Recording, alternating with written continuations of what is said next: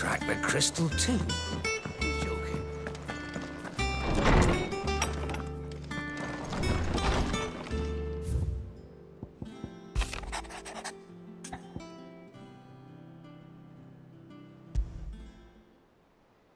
What could be wrong with Torgor? He seemed well enough when I last saw him.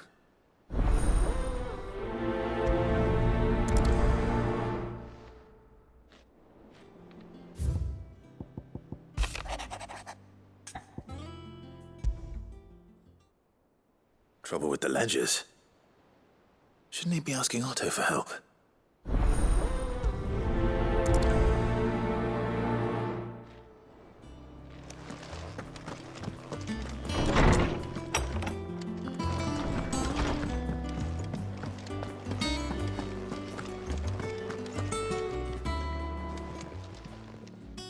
I got your note.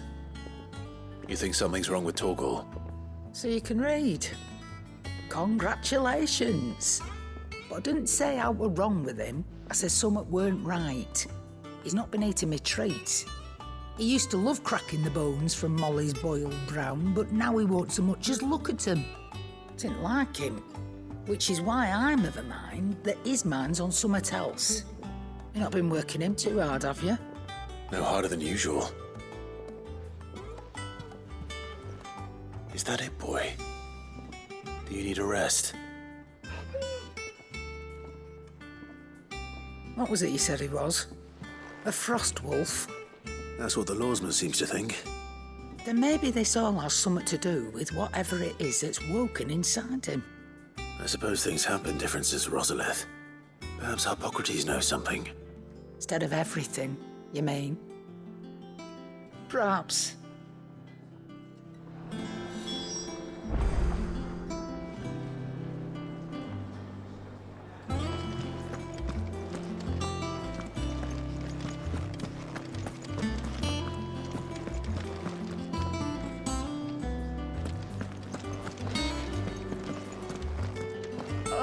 I'm never drinking.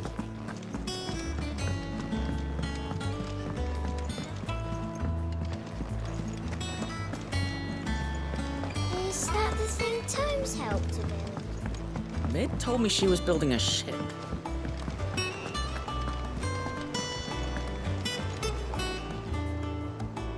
Clive, did you get my letter? That's why I'm here. Shh.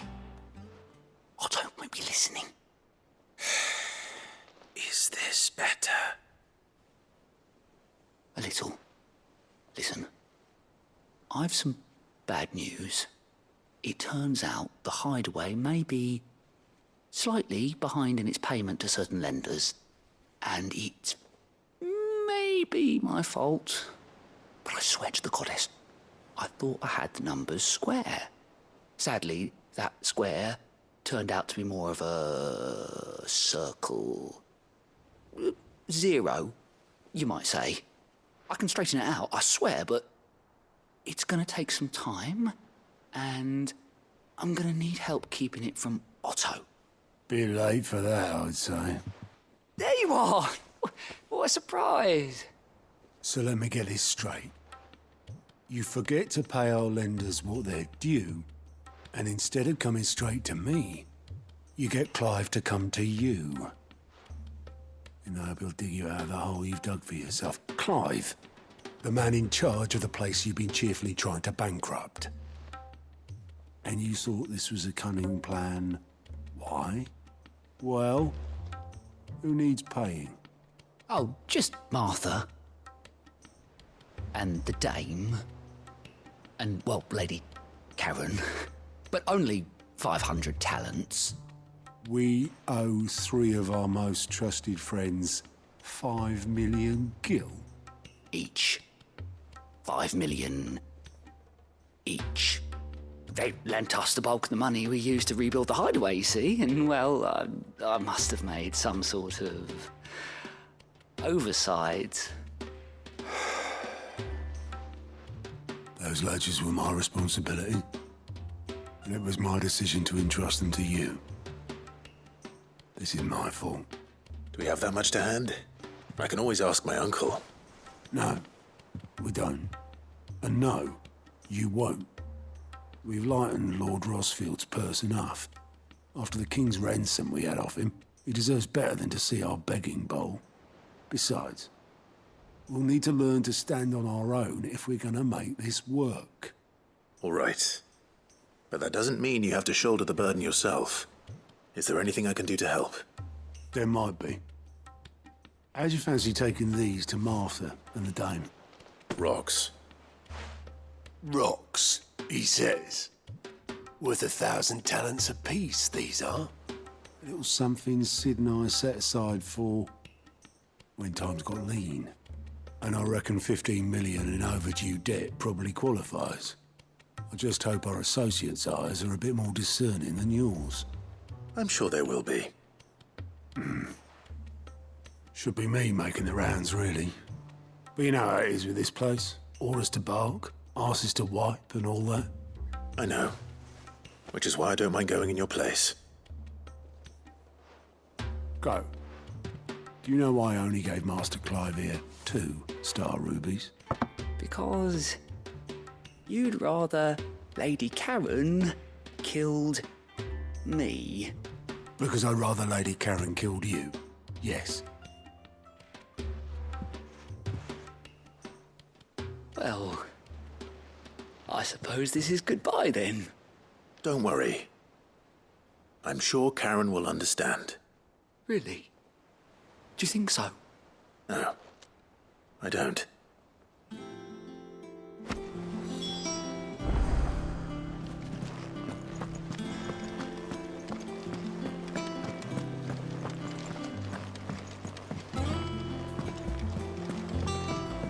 Mick told me she was building a ship. Really? Is that the thing Tomes helped to build?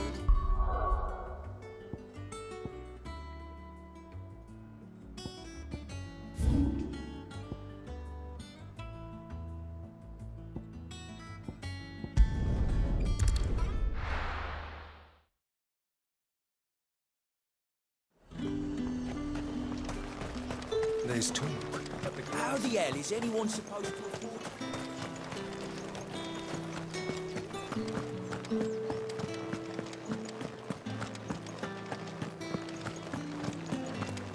Did you hear? The gates to heaven.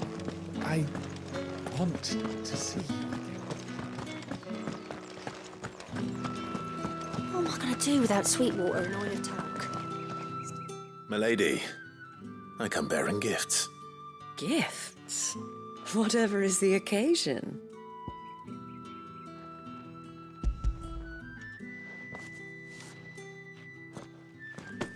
Oh my. Clive, you really have outdone yourself. Otto asked me to give it to you. To settle the Hideaway's debt with the Veil. And to compensate you for the time it took us to do so. You disappoint me, Clive. I thought you might finally be warming to me. Tell Otto he can keep his baubles. I tried to tell him as much the first time around. The man owes me nothing, nor does the Hideaway. My contribution to the restoration effort was made freely and willingly. It was the least I could do. You once told me Sid did you a kindness. I'd like to do the same. Please, accept it. For my sake. And for Otto's. For all of us. For all you've done. It is rather fetching, isn't it? Very well. Otto is lucky to have you, Clive. I doubt anything could ever replace his son. But you and the others at the Hideaway are the closest thing he has to family. Otto had a son. Long ago, yes. Sid told me Otto lost him when he was just a boy, and blamed himself for not being able to stop it. I don't know how it happened, whether there was anything he could have done, but it was clear that it weighed heavily on him. I didn't know. How could you have? I doubt anyone did. Besides Sid, I've never met a man more keen to bear his sorrows in stoic silence. An ill habit, given that both have always been surrounded by friends desperate to help them. I'm beginning to see that.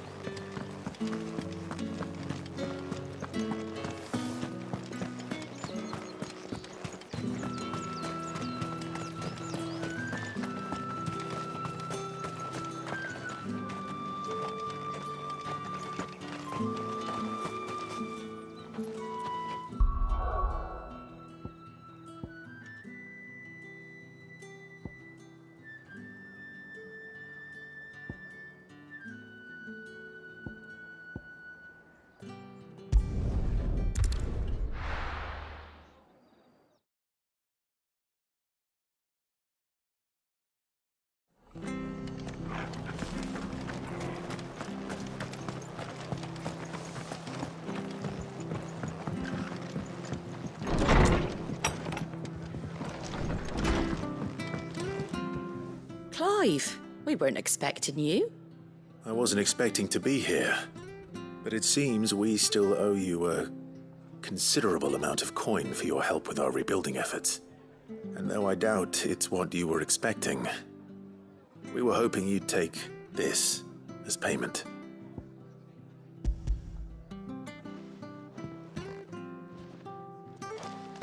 A star ruby? I can't accept this. It's worth at least twice what you owe me. More if you can find yourself the right buyer. Think of the difference as interest. Interest? If word got out I charged that much, no one would ever borrow from me again. Anyway, why are you the one here asking me about this? I'd have expected Otto. Bit much sending the Lord Marquis out to settle your debts, isn't it? The old goat working himself to death again. Something like that. Most days I think he's the only reason the hideaway's still standing. Same as always, eh? Back when the place was nothing but a twinkle in the eye of a recently retired Lord Commander, word is he was the first one Sid reached out to. Probably knew that without his strong arm and level head, the idea would never get off the ground. Sid may have been the face of the hideaway, but Otto's always been the backbone. And when Sid passed away, we were all worried that would be the end of it. That Otto would just give up. His death was hard on everyone. But it must have hit Otto hardest of all. But he didn't give up, did he? Quite the opposite, in fact. If I recall, he was the one who nominated you as Sid's replacement, and rallied the rest around you. I reckon what he saw in Sid, he saw in you too. And don't we all? Doesn't hurt that you're half as stubborn and twice as handsome, neither. That, and you keep good company. I suppose I do.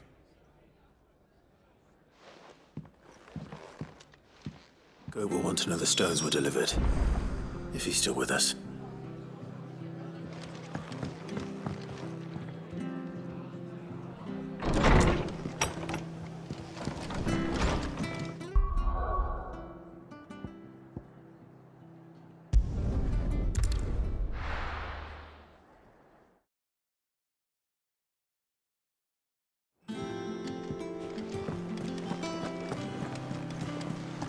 Is that the thing Tomes helped to build? Mid told me she was building a ship.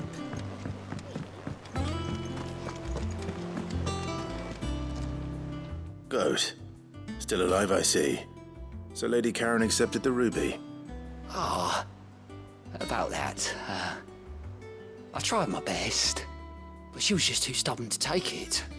She threw it right back in my face, in fact, and told me I could stick my stupid stone where the sun don't shine. Karen refused payment. I hope it wasn't something I said. I'm sure you were as tactful as ever. Let me see what I can do. Oh, wonderful. I hope you have better luck than I did.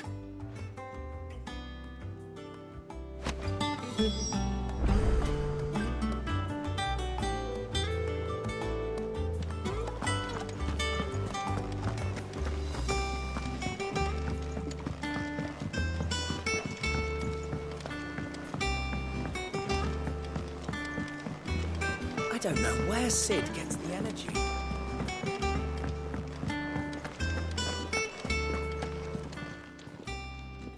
Lady Karen, Goad tells me you weren't happy with our offer. Would you prefer the debt was repaid in coin? What debt? I don't recall lending any of you lot me hard-earned gil. I may have tossed a talent or two in the Hideaway's coffers, but those were donations, and you can hardly call it charity if you go asking for it back. Of course not. But one good turn deserves another. And our circumstances have changed. Surely you wouldn't shun the gratitude of a pauper who happened to have become a prince. Oh, so you're a prince now, are you? Fine. But I'm selling it and taking what I'm owed, then you're getting the rest whether you like it or not.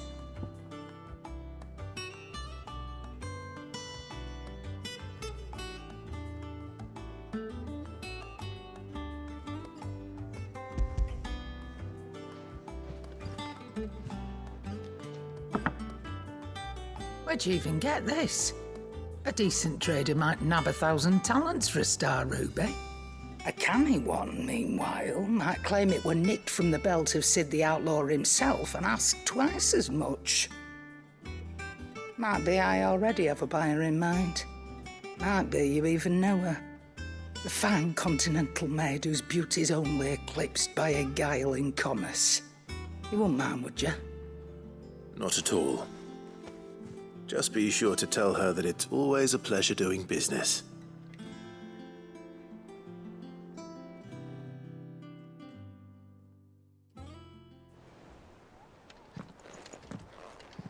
I hear you ended up delivering all 3 stones. Thanks to this lump. I sometimes wonder what I pay you for. Speaking of which, I still haven't been paid last month's wages. Oh, so you remember what's owed to you, then? Get your ass behind that disc of yours and don't get up before those ledgers are square. Right away.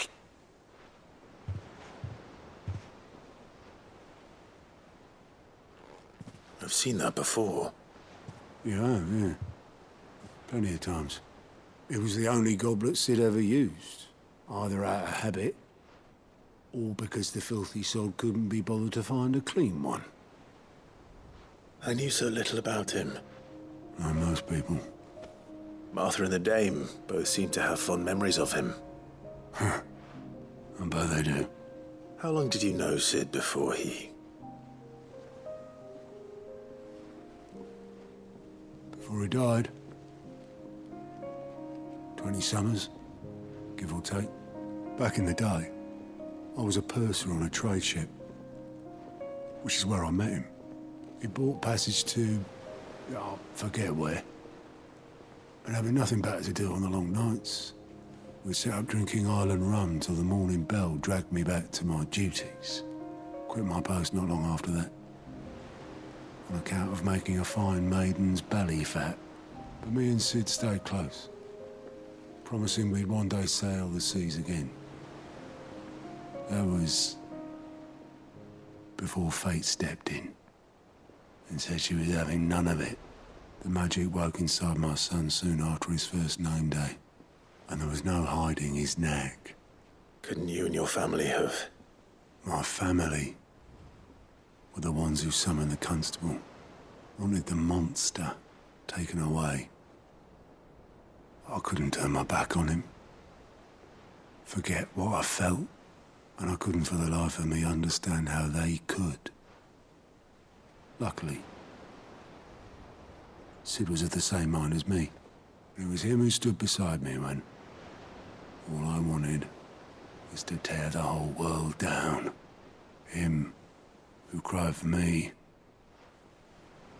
when I had no tears left of my own. Him who swore he'd do everything he could stop it from happening again. And he was true to his word, too. Left the Royal Army once and for all. His ranks, his ribbons, gone. Just like that. Threw away everything he had. All to right a wrong that no one else had the courage to face. I knew then I'd follow that man to the ends of the earth.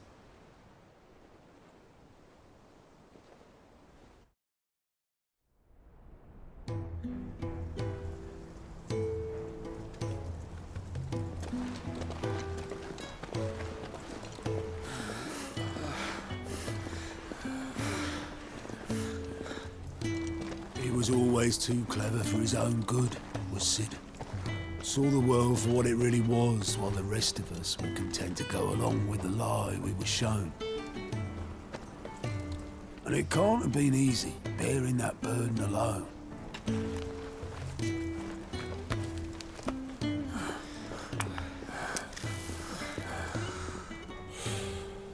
But he didn't let it stop him.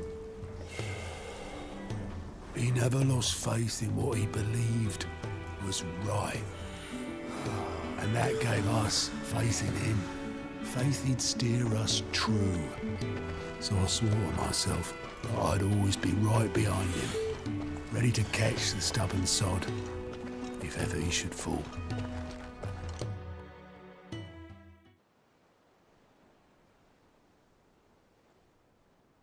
But I couldn't even do that.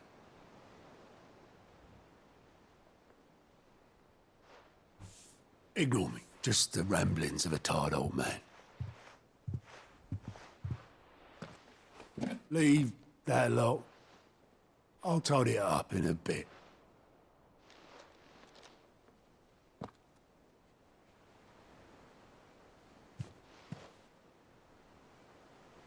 This is Sid's handwriting.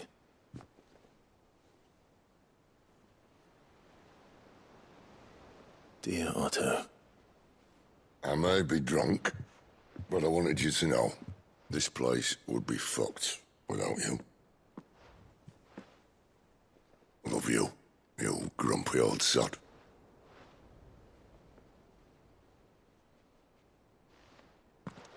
This note.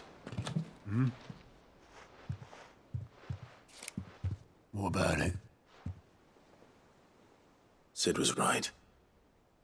Without you, we'd all be lost.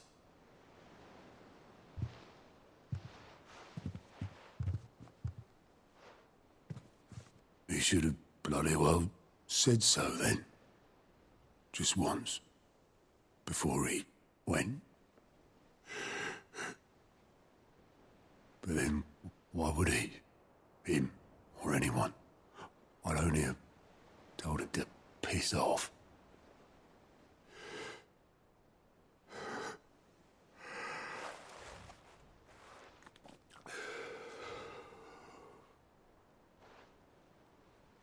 You're wrong, though.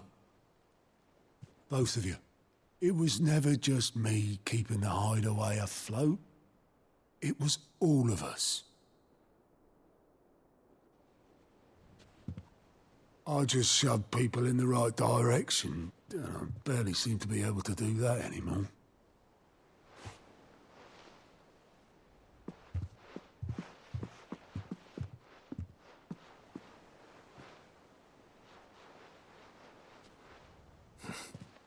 Would you rather goat were at the helm?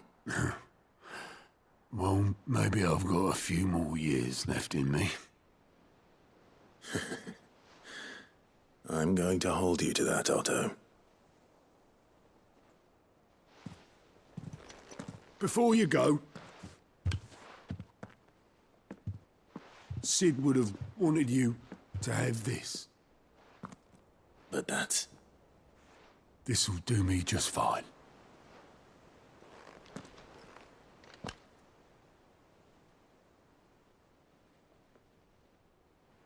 Thanks for the ray of sunshine. I'll see if I can't pay you back. Already have.